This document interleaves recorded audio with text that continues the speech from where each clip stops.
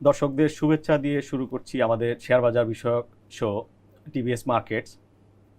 আমি মাহফুজুল্লাহ বাবু।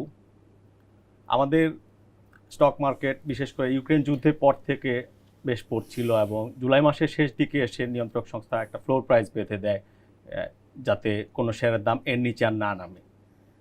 এক মাসের ব্যবধানে শেয়ার বাজার মোটামুটি ঘুরে দাঁড়িয়েছে এবং বিনিয়োগকারীরা আশা করছেন এখান থেকে নতুন করে একটি ঊর্ধ্বমুখী যাত্রা হবে আর কি, যেখানে অর্থনীতি, corporate earnings, export, foreign exchange reserve এই জিনিসগুলো নিয়ে এখনও অনিশ্চয়তা শোনা যায়।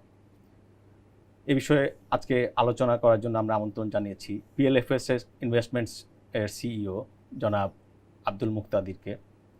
উনি চার্টার্ড ফিনান্সিয়াল অ্যানালিস্ট। মুক্তাদি ভাই, আপনাকে স্বাগতম আমাদের শোতে। আপনাকে ধন্যবাদ বাবু আমাকে আমন্ত্রণ জানানোর জন্য। মুক্তাদি ভাই, আপনি প্রথমে আমাদের বলবেন যে শেয়ার বাজারটা কেন পড়ছিল, যাতে ফ্লোর প্রাইসের মতো একটি রেস্ট্রিকটিভ মেজার রেগুলেটরকে নিতে হয়। আচ্ছা, তো প্রথম কথা হচ্ছে কি, দেখেন স্টক মার্কেটে উত্থান পতন এটা হচ্ছে কি খুব স্বাভাবিক ব্যাপার। সবসময় স্টক মার্কেট কোনো সময় স্থির থাকে না, কখনো বাড়ে কখনো বা কমে। তো আমরা যদি আর একটু আগে দেখি যে 2020 সালের মে জুন মাস থেকে, তখন কিন্তু মার্কেটটা সিমিলার। এখনকার আমরা যে অবস্থাটা দেখেছি 22 সালের আপনার এই যে এপ্রিল মে মাসে বা দেন হচ্ছে কি আপনার জুন জুলাই মাসে যেরকম অবস্থা ছিল 2020 সালের, কিন্তু আপনার একই রকম সময়ে প্রায় কোভিডের নিয়ে চারদিকে আমাদের আতঙ্কিত ছিলাম আমরা যে মার্কেট কী হয়, কোন দিকে যাবে, কোম্পানিগুলো আর্নিং কি হবে, মানব জাতি কি ধ্বংস হয়ে যাবে কিনা, ওই রকম একটা অবস্থা ছিলাম আমরা। তো পরবর্তীতে সেই সময়ে কিন্তু আমাদের আগে যিনি ছিলেন আপনাদের সিকিউরিটি কমিশনের চেয়ারম্যান স্যার জনাব ডক্টর খায়রুল হোসেন, ওনার নেতৃত্বে যে কমিশন ছিল তারাও কিন্তু সিমিলার একইভাবে একটি ফ্লোর প্রাইস দিয়েছিল অবস্থার প্রেক্ষিতে যে স্টক মার্কেটের খুব বেশি পতন হচ্ছিল। তো সেখান থেকে আমরা দেখেছি যে কিছুদিন মার্কেটটা সাইডওয়েজ মুভমেন্ট করেছে, ট্রানজ্যাকশন হচ্ছে না, ভলিউম একেবারে কমে যাচ্ছে। তো সেখান থেকে কিন্তু মার্কেটটা ঘুরে দাঁড়িয়েছে। শিবলি স্যার দায়িত্ব নিলেন, মানুষজনের কিছু কনফিডেন্স আসা শুরু করলো, কিছু কিছু বিনিয়োগকারীরা যখন কিছু কিছু বিনিয়োগ ট্রেড শুরু করছেন, অন্যরা দেখছে না গতি আসছে, মার্কেটে গতি আসছে এবং পরবর্তীতে মার্কেটটা সেখান থেকে বাড়ে। এবং সেক্ষেত্রে কিন্তু 4000 পয়েন্টের নিচ থেকে সেখান থেকে আমরা মার্কেটটা দেখেছি 7400 পয়েন্ট, অলমোস্ট 7400 পয়েন্টের একটা র্যালি ছিল, যেটা স্থায়ী ছিল প্রায় 1.5 বছর বা এরকম সময় আর কি। তো স্বাভাবিকভাবেই এই সময়টাই কিন্তু মার্কেটটা কন্টিনিউয়াসলি বাড়েনি, মার্কেটটা ওরকমভাবে বাড়েও না। এর ভিতরে আপনার কিছু বাড়ে, কিছুদিন কমে, কিছুদিন আপনার সাইডওয়েজ মুভমেন্ট হয়, কিছু শেয়ারের দাম বাড়ে, অন্য শেয়ারের দাম কমে। একইভাবে যখন আপনার 2021 সালের গত বছর অক্টোবরের দিকে মার্কেট যখন আপনার মানে তখন থেকেই কিন্তু আমরা কারেকশন দেখছি। তো কারেকশনটা কেন হয়েছিল, অনেকগুলো কারণ ছিল। আগে যে হচ্ছে কি আমাদের টোটাল মানি মার্কেটে যেরকম আপনার অলস অর্থ ছিল, তখন থেকে কিন্তু অলস অর্থটা কিন্তু কমে যাচ্ছে। প্লাস হচ্ছে কি আপনার ইন্টারেস্ট রেট কিন্তু রক বটম প্রাইসে যে হিট করেছিল, সেখান থেকে আমরা দেখছি ইন্টারেস্ট রেটটাও বাড়ছে। ওভারঅল ম্যাক্রো ইকোনমিক সিচুয়েশন একটু গ্লুমি ছিল। তো ওভারঅল সবার কাছে যখন প্রফিট আছে, তখন যখন এরকম একটা পরিস্থিতির তৈরি হয়, তখন স্বাভাবিকভাবেই কিন্তু আপনি একটু চিন্তা করবেন যে মার্কেট পড়ছে, একটু বিক্রি করা সেল প্রেশারটা আসে। তো সেল প্রেশার তো যাচ্ছিল। ইন দ্য মেইন টাইম হচ্ছে কি আপনার রাশিয়া ইউক্রেন যে যুদ্ধ সেটা শুরু হয়। পরবর্তীতে আপনার দেখেছি আমরা যে গ্লোবাল মার্কেটে কমোডিটি প্রাইস বেড়ে যাচ্ছে, সবার মধ্যে একটা চিন্তা ভাবনা যে কীরকম হচ্ছে, এটা কি অ্যাকচুয়ালি বড় ধরনের কোনো যুদ্ধ, মহাযুদ্ধ, বিশ্বযুদ্ধ এরকম কিছুতে রূপ নেবে কিনা। তো এসব নিয়ে কিন্তু মানুষের ভিতরে আতঙ্ক কাজ করছিল, স্টক মার্কেট আরও পড়ছিল। তো একটা অবস্থায় কমিশনকে আবার স্টেপ নিতে হলো যে এই পরিস্থিতি থেকে সাধারণ বিনিয়োগকারীরা যাতে পুঁজি না হারান বা এরকম অবস্থা যাতে না হয়। তো সেখান থেকে কিন্তু দেখেছি আমরা ফ্লোর প্রাইস দেওয়ার পরে কিছুটা মানুষের আপনার মানে মানুষের কিছুটা আতঙ্ক কিছুটা কাটতে শুরু করেছে। একটা বড় ইস্যু ছিল এখান থেকে আর দাম কমার সুযোগ। হ্যাঁ, এবং এখানে একটা বড় খুব বেশি ইস্যু ছিল আসলে আমাদের ডলারের মার্কেটটা আসলে হঠাৎ করে এটা কিন্তু খুব অস্থির হয়ে যায়। যেখানে হচ্ছে কি আপনার 85 টাকা 86 টাকা ডলারের দাম ছিল, সেখান থেকে কিন্তু কার্ভ মার্কেটে 120 টাকা পর্যন্ত ডলারের দাম হিট করেছে। তো যেহেতু এইদিকে আপনার ডলারের দাম বাড়ছে, তো সেই হিসাবে কিন্তু আপনার প্লাস অন্যদিকে আপনি দেখা যাচ্ছে যে ইউএস মার্কেটে ইন্টারেস্ট রেট কিন্তু অনেক বেড়ে গেছে ইউএস মার্কেটে। তো ইউএস মার্কেট ইন্টারেস্ট রেট বাড়ছে, তো বেসিক্যালি গ্লোবালি যে ইউএস ইনভেস্টররা বিনিয়োগ করেন তারা কিন্তু দেখছেন যে বাইরের এমার্জিং মার্কেটে বা ফ্রন্টিয়ার মার্কেট ইনভেস্টমেন্ট করার থেকে আমি যদি লোকাল বন্ডে ইনভেস্ট করি, ইউএস বন্ডে, তো সেক্ষেত্রে কিন্তু তাদের ঝুঁকিও কম থাকে প্লাস ভালো একটা রিটার্ন থাকে। এবং অন্যদিকে আমাদের মতো যে মার্কেটগুলো আছে, ফ্রন্টিয়ার মার্কেট বলেন বা এমার্জিং মার্কেট বলেন, এসব জায়গায় কিন্তু ইউএস ইনভেস্টররা বেসিক্যালি ওরাই তো আসলে মূলত ইনভেস্ট করে ফরেন মার্কেটগুলোতে। ওদের রিটার্নটা কিন্তু এখানে দুইটা জিনিস আসে, একটা হচ্ছে কি স্টকের রিটার্ন, আর একটা হচ্ছে আপনার কারেন্সি রিটার্ন। তো এখান থেকে স্টক মার্কেটে ওরা যদিও প্রফিট করতে পারে, কিন্তু দেখা যাচ্ছে যে ইউএস ডলারের দাম যখন বেড়ে যাচ্ছে, ওরা কিন্তু শেয়ার বিক্রি করে যে টাকাটা পায় সেটা যখন কনভার্ট হয় ইউএস ডলারে, তখন তারা কিন্তু কম পরিমাণ ইউএস ডলার পায়। এখানে কিন্তু ওদের কারেন্সিতেই খুব বড় ধরনের লস হয়। তো স্বাভাবিকভাবেই গত প্রায় বেশ কিছুদিন না, আমি বলবো যে বেশ কিছু মাস ধরে, কাপল অফ ইয়ার্স বলবো না, এটা আমি বলবো কাপল অফ মান্থস অথবা হ্যাঁ রিসেন্টলি, বা হয়তো বা 1-1.5 বছর যাবত, এর বেশি না। সেক্ষেত্রে কিন্তু তাদের দেখা যাচ্ছে যে ফরেন যারা আমাদের ইনভেস্টর আছে তাদের কিন্তু সেল আছে। তো এখন এই সেল থাকার প্রেশারে যেটা হয়েছে, বেসিক্যালি ফরেনরা তো ইনভেস্ট করে বড় বড় কোম্পানিতে, তো টপ আমাদের ফান্ডামেন্টাল যেগুলো ভালো এইসব কোম্পানিতে, তো ওগুলো কিন্তু বাড়তে পারছে না, পড়ে যাচ্ছে। আমরা কিন্তু আমাদের খুব ভালো ভালো কোম্পানি দেখেছি, যে লিস্টেড কোম্পানি, এগুলোতে কিন্তু আপনার পতন হয়েছে, বড় ধরনের পতন হয়েছে। এই জিনিসটা কিন্তু ইন্ডেক্সের পতনে আরও হেল্প করেছে, কন্ট্রিবিউট করেছে যদি বলি। তো সেক্ষেত্রে সেখান থেকে এখন যখন একটা ফ্লোর প্রাইস এসে গেল, প্লাস ডলারের মার্কেট কিন্তু আপনি দেখেছেন এখন অনেকটা মানে স্টাবল টাইপের হচ্ছে আর কি। 120 টাকা যেখানে ডলার ছিল, সেখান থেকে 105 টাকা 6 টাকা অলরেডি এসে গেছে। বাংলাদেশ গভর্নমেন্ট বা বাংলাদেশ ব্যাংক তারা কিন্তু খুব স্টেপস নিয়েছেন, এবং এটা প্রশংসার যোগ্য। তারা যে স্টেপগুলো নিয়েছেন, তারা হচ্ছে কি ডলারের আউটফ্লো কমানোর জন্য, আমদানির উপরে তারা বিভিন্নভাবে নিরুৎসাহিত করার জন্য পলিসি করেছেন, এবং একইভাবে রেমিটেন্স যাতে বেশি আসে বা এক্সপোর্ট যাতে আমাদের বেশি হয় সে চেষ্টা করেছেন। তাতে দেখা যাচ্ছে আমাদের ডলার রিজার্ভ যখন কমতে কমতে একসময় 39 বিলিয়ন বা 40 বিলিয়নে আসলো, সেই জায়গাটা কিন্তু স্টাবল হয়ে গেছে। অন্যদিকে ডলারের দাম যখন কমছে, এখানে একটা লার্জ পোর্শন তো স্পেকুলেশন ছিল, যারা স্পেকুলেটররা ছিল, যে ডলার যারা কিনেছিল কম দামে বেশি বাড়ার আশায়, তারা দেখছে যে ডলারে তো আমার লস হবে, তারাও কিন্তু বিক্রি করছে। তো এবং দেখছে যে কমার্শিয়াল ব্যাংকগুলো এখন চাচ্ছে যে তারাও এখন ডলারে করবে। তো ওভারঅল কিন্তু সব কিছু মিলিয়ে আমি মনে করছি যে আমাদের যে সবচেয়ে খারাপ অবস্থা যেটা ছিল, সেটা কিন্তু আমরা কাটিয়ে উঠেছি। আর সাধারণ মানুষের আসলে আরেকটা ভীতি আছে, যেহেতু শ্রীলঙ্কা যেরকম হয়েছে, এটা তো এখন আমরা তো সবাই জানি, সবাই দেখি, এই জন্য কিন্তু আমরা একটু ভীত। এখন যদি এই জিনিসটা দক্ষিণ আমেরিকান দেশ পেরু হতো, অথবা আফ্রিকার দেশ বুরকিনা ফাসো হতো, তখন কিন্তু আমরা মনে করতাম যে কোথাকার কোন পেরু, কোথাকার কোন দেশ, সে এরকম হয়েছে। আমি অতটা ভয় পেতাম না। যখন আমি দেখছি শ্রীলঙ্কা, যার সাথে আমরা ছোটবেলা থেকে সবসময় যার নাম শুনি, যে আমাদের সাথে ক্রিকেট খেলে বা সব দিক থেকে সে কানেক্টেড, রাইট? তো এখন শেখ দেশটার যখন এরকম অবস্থা, ইলেকট্রিসিটি নাই, ওষুধ কিনতে পারছে না, জ্বালানি কিনতে পারছে না, মানে একদম খুব বেশি খারাপ অবস্থা। তো সেক্ষেত্রে স্বাভাবিকভাবেই আমাদের ভিতরে একটা ভীতি কাজ করে, এবং ডলারের দাম যেতে বাড়ছিল, ভীতি আসলে কিছুটা কাজ করারও কথা। তো সেই অবস্থা থেকে আমি যেটা মনে করি যে আমরা সবচেয়ে খারাপ অবস্থাটা সম্ভবত কাটিয়ে এসেছি। আর স্টক মার্কেট কিন্তু বেসিক্যালি ইটস হচ্ছে কি আপনার leading indicator of the economy.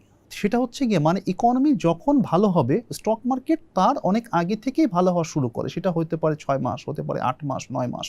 এবং ইকোনমি যখন আপনার পিকে রিচ করে, স্টক মার্কেট কিন্তু তার আগেই পিকে রিচ করে যায়।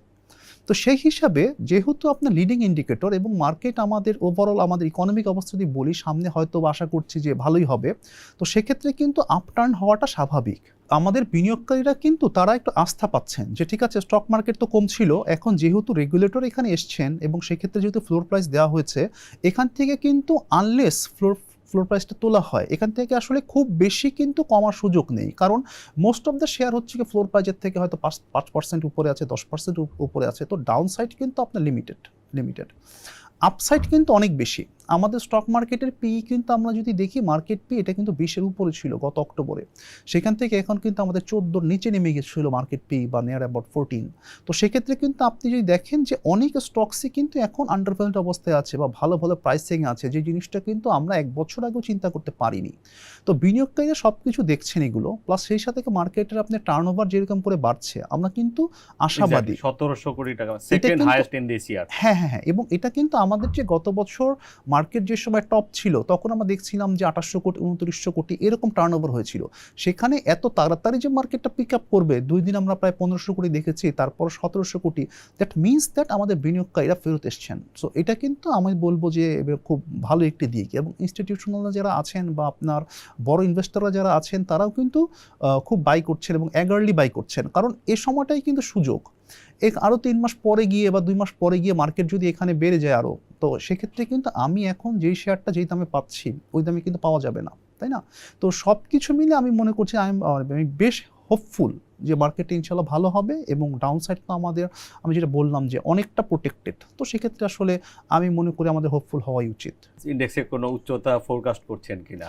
হ্যাঁ, ফোরকাস্ট তো ডেফিনেটলি আমার কিছু আছে, ঠিক আছে, ডেফিনেটলি ফোরকাস্ট আছে, এবং ফোরকাস্টটা বেশ ভালো ফোরকাস্ট, এবং বেশ ভালো রেঞ্জে ফোরকাস্ট আছে আমাদের, এবং বেশ ভালো আশা করছি। কিন্তু বেসিক্যালি আমি আসলে পাবলিকলি আসলে আমি ফোরকাস্ট Okay. সম্পর্কে বলতে চাচ্ছি না। ওকে, সো আপনি ইন কনক্লুশন যে আপনি একটা পজিটিভ ডিরেকশনের ব্যাপারে কনফিডেন্ট এখন, জি জি হোপফুল। ওকে, আচ্ছা, বাজারে একটা প্রবলেম দেখা যায় যে বিভিন্ন টাইপের শেয়ার থাকে, large cap G and blue chips, তারপরে মিড ক্যাপ থাকে, তারপরে স্মল ক্যাপ অ্যান্ড জাঙ্কস থাকে। জি তো এখন মার্কেটটা খুব স্ক্যাটার্ড মনে হচ্ছে, যে জি। আপনার এক এক সময় এক একটা মুভ করছে, ইনভেস্টররা কনফিউজ যে কোন দিকে কি করবে। অ্যাজ এ লেম্যান আমার আসলে আমার ক্যাপিটালটাও সেফ রাখতে হবে এবং একটা ফেয়ার রিটার্নও আমি এক্সপেক্ট করতে চাই। জি। তো হোয়াট শুড আই ডু, আমাদের দর্শকদেরকে আপনি এটা বলবেন। আচ্ছা, এখন ইস্যুটা কি, যদি বলেন যে অ্যাজ এ লেম্যান, তখন জিনিসটা আমি বলবো আসলে মানে আমার মতে, বা শুধু আমার মতে না, বেশিরভাগই আমরা যারা হচ্ছে গিয়ে একটু এই লাইনে কাজ করছি, পড়াশোনা করে এসেছি ফাইন্যান্সিয়াল ফিল্ডে বা ইনভেস্টমেন্ট ফিল্ডে, আমাদের মত হচ্ছে কি, আপনি যদি লেম্যান হন, আপনার আসলে শেয়ার মার্কেটে নিজের সরাসরি বিনিয়োগ করা উচিত না। আপনার আসলে এমন কারো মাধ্যমে বিনিয়োগ করা উচিত যিনি জানেন। আপনি কোনো মিউচুয়াল ফান্ডে যেতে পারেন, অথবা আপনি কোনো মার্চেন্ট ব্যাংকে ডিসক্রিপশনারি পোর্টফোলিও ম্যানেজমেন্ট সার্ভিসতে সাবস্ক্রাইব করতে পারেন। তো সেক্ষেত্রে হবে কি, আপনার ফান্ড যারা হচ্ছে গিয়ে আপনার এক্সপার্ট, তারা হ্যান্ডেল করবে, এবং তারা হচ্ছে গিয়ে তারা জানেন যে তারা কি পরিমাণ শেয়ার বা কোন শেয়ার কিনতে হবে, কি পরিমাণ কিনতে হবে, পোর্টফোলিও কনস্ট্রাকশন কিভাবে হবে, রিস্ক কি আছে, এই জিনিসগুলো আর কি। তো সেক্ষেত্রে আমি আবারও বলছি, লেম্যানদের আসলে স্টক মার্কেটে নিজেদের বিনিয়োগ করা উচিত না, অবশ্যই করা উচিত, কিন্তু নিজেদের না, অন্য কোনো এক্সপার্ট সার্ভিসের মাধ্যমে। সেকেন্ড ওয়ান হচ্ছে কি, যেমন দেখেন, আমি যদি বলি, যেমন আমরা যারা এসছি স্টক মার্কেটে কাজ করতে, আমাদের অনেকেই আপনার বিবিএমবি আমরা ফাইন্যান্সে করেছি, দেন আমরা সিএফএ করেছি, কেউ আরও অনেক করেছে। তো আমরা কিন্তু এক একজন দেখা যাচ্ছে, দেখেন, মানে পড়াশোনায় করেছি 8-10 বছর, 12-13 বছর শুধু স্টক মার্কেট বা রিলেটেড ফাইন্যান্সের ফিল্ডে, তারপর হচ্ছে গিয়ে আমরা বিনিয়োগ করছি। তো সাধারণ বিনিয়োগকারী, একজন বিনিয়োগকারী না, যে কোনো ব্যক্তি যখন কোনো ইনভেস্টমেন্টে যান, যে কোনো ইনভেস্টমেন্ট, সেটা একটা দোকান ইনভেস্টমেন্ট হতে পারে বা সেটা অন্য কিছুতে হতে পারে, তো সেক্ষেত্রে কিন্তু চিন্তা করেন যে না, ঠিক আছে, যে আমি যে ইনভেস্টমেন্ট করছি, আমি আসলে এখান থেকে, বা বিনিয়োগ করছি, যে আমি এখান থেকে আসলে রিটার্নটা কতটুকু পাবো, বা আমার বেশি রিটার্ন পেতে হলে আমার কি করতে হবে। একজন দোকানদার যিনি, উনি কিন্তু 1000 বা 500 আইটেমের দাম জানেন, কোনটা কী দামে কিনছেন উনি জানেন, কী দামে বিক্রি করতে হবে ওইটাও জানেন, অনেক স্ট্র্যাটেজি কোন ফলো দামে করতে কেনা হয়। উচিত না সেটাও হ্যাঁ, জানেন। অনেক স্ট্র্যাটেজি ফলো করতে হয়, যে যদি আমি ধারে বিক্রি করি, আমি টাকাটা ফেরত পাবো না, বা না পাওয়ার সম্ভাবনা আছে, ইত্যাদি। তো একইভাবে ওই বিনিয়োগকারীটি দেখেন, যখন স্টক মার্কেটে আসে, সে কিন্তু তখন, আমি এই কথাগুলো আগে অনেক জায়গায় বলেছি, অনেক ফোরামে বলেছি, ওই বিনিয়োগকারী তিনি কিন্তু তখন তার বড় ভাইয়ের কাছে যান, তার এলাকার বড় ভাইয়ের কাছে যান, যে ভাই কোন শেয়ার কিনবো।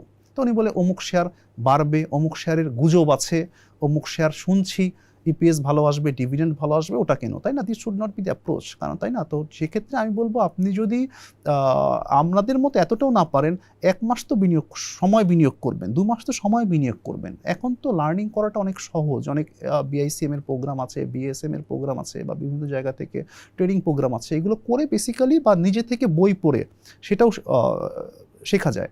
তো তারপরেই আসলে বিনিয়োগে আসা উচিত। আর সেকেন্ড হচ্ছে কি, যখন আপনি বিনিয়োগে এসছেন, তখন আপনি কি জাতীয় বিনিয়োগ করবেন। তো প্রথমে বলছি যে আপনি একটা পোর্টফোলিও তৈরি করতে হবে। পোর্টফোলিওতে সেখানে সব রকমের স্টক থাকবে।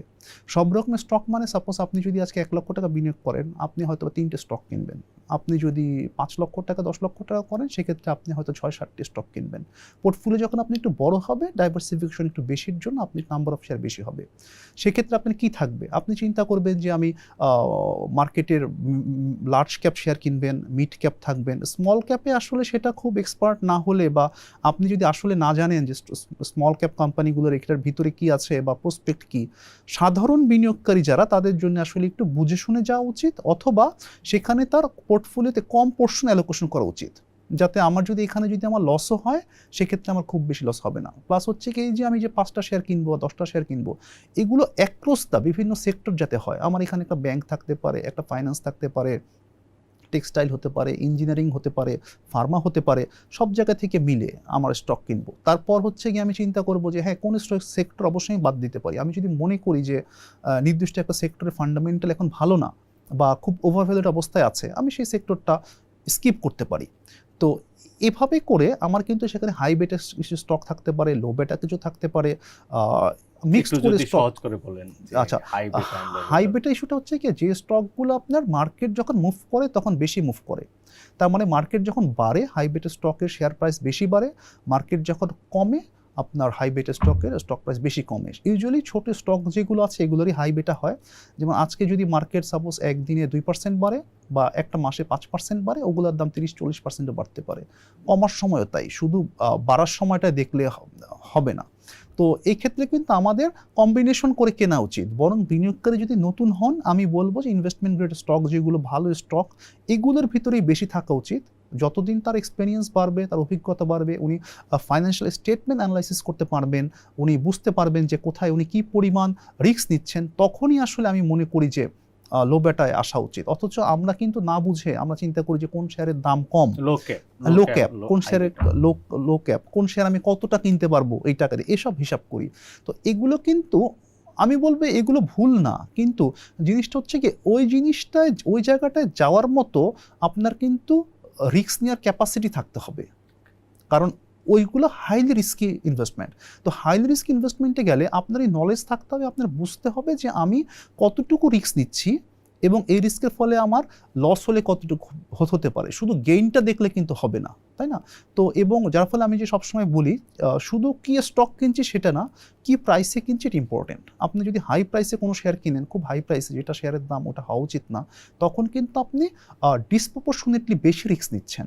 আবার একটা লো কপ স্টক, এটা যদি ফান্ডামেন্টাল সব কিছু ভালো থাকে, আপনি যদি পি কমে পান, ওর যদি আপনার আর্নিং স্টেবল হয়, সেটা যদি আপনি তখন কিনতে পারেন, তখন ওটা কিনা কিন্তু আপনার আরও বেশি ভালো হবে রাদার দেন আপনার লার্জ ক্যাপ স্টক কেনার থেকে। তো এই জিনিসটা অ্যানালাইসিস করার মতো আসলে ক্যাপাসিটি বলেন সেটাও দরকার আছে, এক্সপিরিয়েন্সও দরকার আছে, ওভার দ্য টাইম এগুলো হবে।